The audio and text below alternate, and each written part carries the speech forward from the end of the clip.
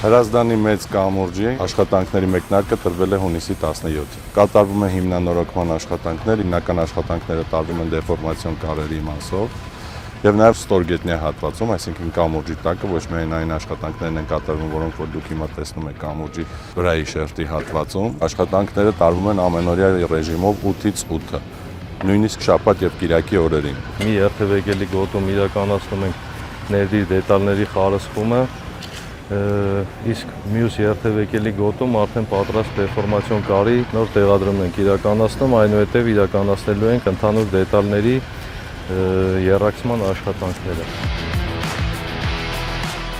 Հրազդան մեծ կամրջի վրա իրականացվելու է դեֆորմացիոն կարի պոլիմեր բետոնի իրականացում, որը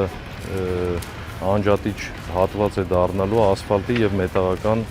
կառուցվածքի։ Դա առաջին անգամ է կիրառվելու Հայաստանում։ Դեֆորմացիոն կարերի հեռացման ժամանակ մենք հանդիպել ենք պահարանային պատի վերին հատվածի բետոնի քայքայված շերտերի, որը հեռացրել ենք։ Արդեն իսկ ունենք դրական դինամիկա, օրը, որը պլանավորել էինք օգոստոսի 29-ին, տեղափոխվել է օգոստոսի 15-ին, այն կբացվի երթևեկության համար, այսինքն այս շերտի